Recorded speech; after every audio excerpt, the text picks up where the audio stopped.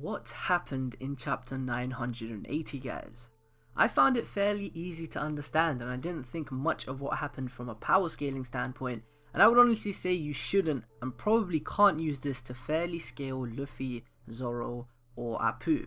The fandom yesterday was probably the most toxic I have ever seen it, and everybody hates Zoro fans because of their reputation, so everybody was poking fun at them with baseless slander. The amount of times I have seen this panel in the last 24 hours is ridiculous.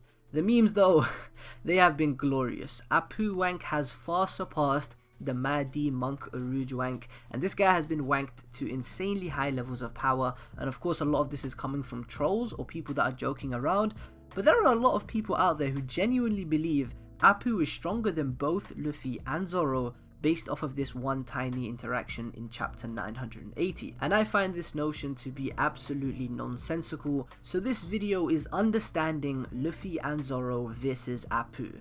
I understand I said Luffy and Zoro versus Apoo, but I wouldn't even call this a fight. This is not a fight. This is just a little encounter they had, so I understand how that title can be misleading, but that is the simplest way I can title this video. So just take it as understanding One Piece chapter 980. This is an analysis video for the encounter between Luffy, Zoro, and Apoo. Power scalers are extremely prevalent within the One Piece community, and that's something I actually like, expect, and appreciate quite a bit, considering One Piece is a shonen battle manga and every main conflict is solved through throwing hands. Ultimately, it is physical power and just strength in general that decides things within the world of One Piece, with a few exceptions of course, but for the most part it comes down to one's abilities and fighting prowess. So the fact that our community spends so much time power scaling is something I don't mind and actually expect. However, the way Oda writes power in One Piece is so vague that nothing is stamped, and there are people who can make arguments for Kaido, Akainu, Dragon, Mihawk, and others to be the #1 strongest character in the world. And at the end of the day, it falls under how good your argument is. I personally believe the most important thing when it comes to power scaling in One Piece is portrayal. And don't get me wrong, feats are ridiculously important, but portrayal I believe takes precedence over feats. And the reason this is problematic is because portrayal is a very subjective thing. One Piece fans read into and see things differently to one another.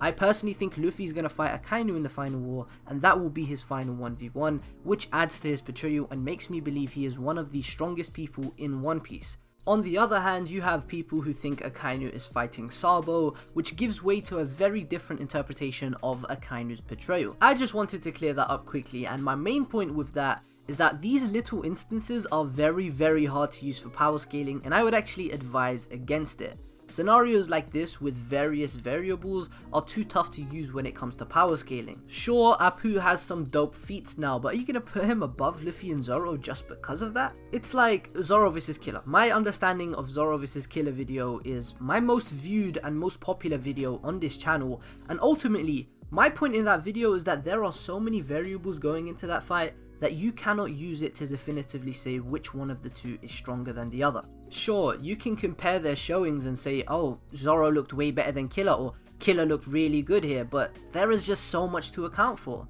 Killer was under the effects of the Smile Fruit, he was missing his main weapons, whilst Zoro was missing Shusui. Zoro was fending off against Gyukimaru while simultaneously trying to defend Hiyori and Toko, and just so many other things, so many other variables. So instances with various variables shouldn't be used for power scaling, and chapter 980 has an instance with various variables. So I'm going to take this chronologically and try to analyze the character motivations and nature of this conflict between Luffy, Zoro, and Apoo in this chapter. Starting off, the first thing we really need to appreciate is the fact that Luffy and Zoro's intentions are to stay away from commotion and slip in quietly. Of course, Luffy went ahead and beat the shit out of a fodder beast pirate, so this was no longer possible for them, but it's still within their motivations to get the hell out of there and try to run away from the commotion they had just created.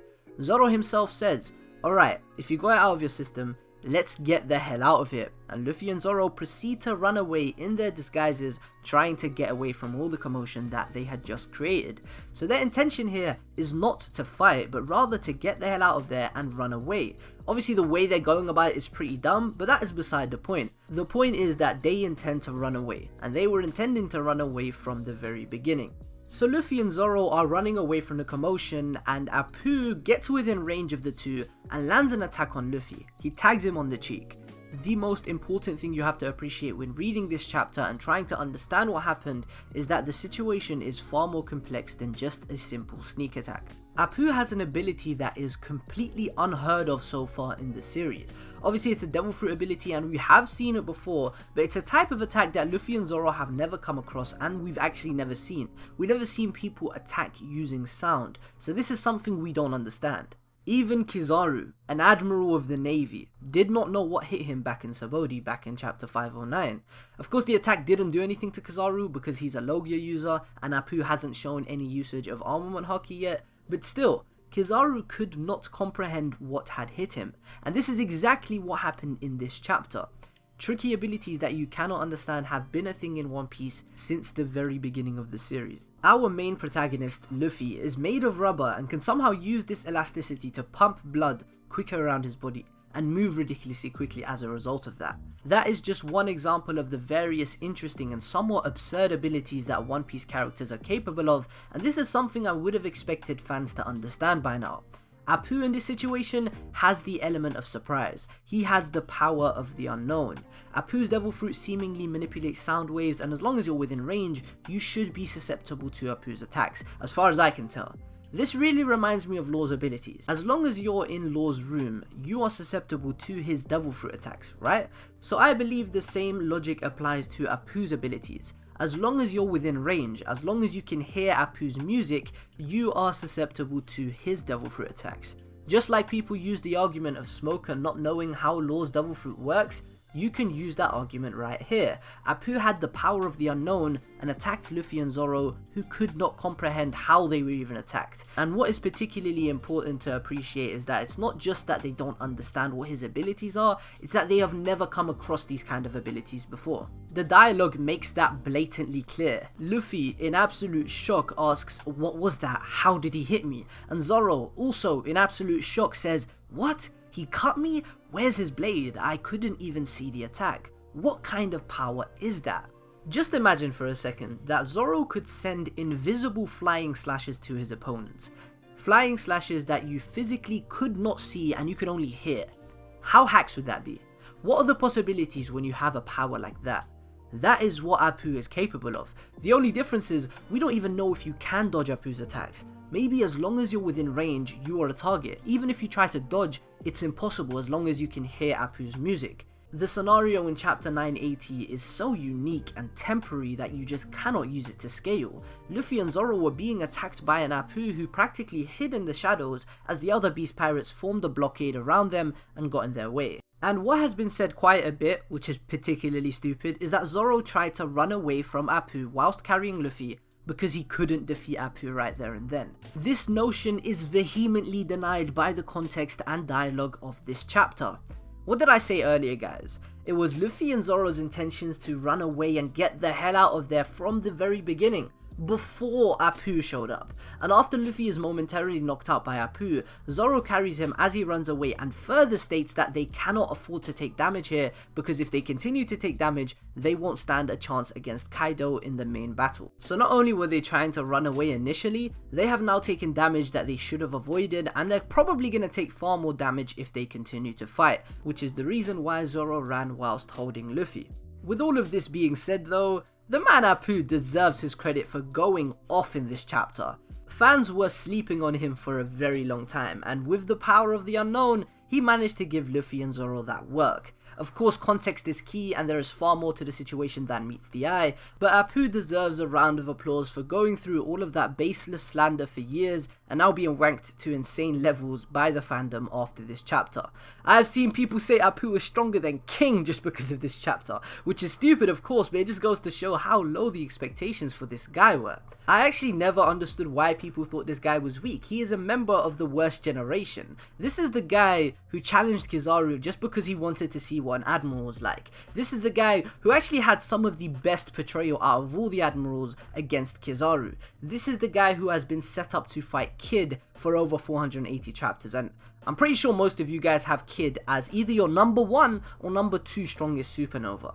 Apoo is not a joke. People just seem to think that a funky design equates to being weak in power, but that obviously is not the case. And don't get me wrong guys, there's absolutely no doubt whatsoever that Luffy and Zoro could have dealt with this situation differently. I would have liked to see them act a little less careless. Sure, they were definitely snuck up on and had no idea what was going on, but I've always thought of Luffy and Zoro as two guys who are amazing at thinking quickly on their feet and coming to a well-calculated impulse decision. Unfortunately, they were saved by Kid in this chapter, and it's not like they had to be saved by Kid, but because we have no idea what the attack from Apoo could have done to them, this opens the discussion that this guy might have been able to drop these guys right there. Like, maybe not destroy them right there, but like, we have no idea what the attack from Apoo could have done. The fact that he was saying, "Are you ready for the base drop?" and the fact that his eyes were whited out just made him look so menacing, and made me think this attack was about to be far bigger than everything we had seen so far in the chapter. And I can see this opening the discussion of, Apoo knocking them out for a minute, because Luffy was momentarily knocked out by an attack seemingly weaker than this base drop. To deal with this, Luffy could have used Future Sight to work out how Apoo was fighting, but Future Sight is such a confusing mechanic in the series that its usage in a scenario like this may not be as useful as we think. Since Future Sight is the biggest thing in regards to Luffy that people think he should have used, I'm going to make a separate video specifically for Future Sight. For Zoro though, I think this would have been the perfect time for him to send a flying slash in Apoo's direction. We saw him do it with Fujitora, a Navy admiral, and he called the slash ferocious. I'm sure this could have at least made Apoo uneasy and unable to attack for a second, if not dealt some serious damage. Zoro's flying slashes have always been something he can rely on when fighting opponents who are at a distance, so for him not to have sent one here was definitely a missed opportunity. Still, after assessing and analysing this entire situation, my thoughts on the matter have not changed at all. Just like I said at the start of the video, you should not use this instance to power scale. Your thoughts on Luffy, Zoro and Kid should not have changed drastically after this chapter.